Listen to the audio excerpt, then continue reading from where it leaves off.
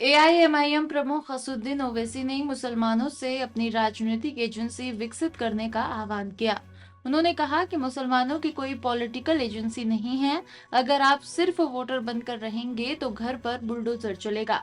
BJP हो, अजीत पवार या एकनाथ शिंदे, ये सभी पार्टियां आपको डराकर आपका वोट हासिल करना चाहते हैं। ओवैसी ने जोर देकर कहा कि मजलिस आपको अपनी पॉलिटिकल एजेंसी बनाएगा। तरीके से इस्तेमाल होगा। याद रखिए, मैं आपको इस अहम जगह से कह रहा हूं, भारत और महाराष्ट्र में हर समाज का एक पॉलिटिकल लीडरशिप है। अगर किसी समुदाय की पॉलिटिकल एजेंसी नहीं है तो मुसलमानों की नहीं है। और हम सिर्फ वोटर बनकर रह गए। अगर आप सिर्फ वोटर बनकर रहेंगे तो घर पे बुलडोजर चलेगा। अगर आप सिर्फ वोटर बनकर रहेंगे तो नौजवान बच्चों को झूठे इल्जाम में जेल में डाल दिया जाएगा।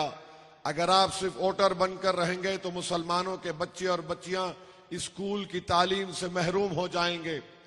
अगर आप वोटर बनकर रहेंगे तो आपको समाजी इंसाफ नहीं मिलेगा। अगर आप वोटर बनकर रह जाएंगे तो इज्जत की निगाहों से आपको कोई नहीं देखेगा। जिस दिन आप अपनी पॉलिटिकल एजेंसी को बनाएंगे, जिस दिन आप शहरी बनेंगे, हुकूक आपको मिलना शुरू हो जाएंगे। सिटीजन विथ राइट्स एक वोटर से बड़ा होता है।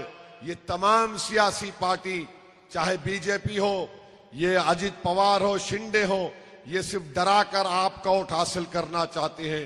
दूसरी जानिब कांग्रेस है, ये सिर्फ आपको वोटर इसलिए बनाना चाहती है ताकि कुछ आपका काम ना हो सके।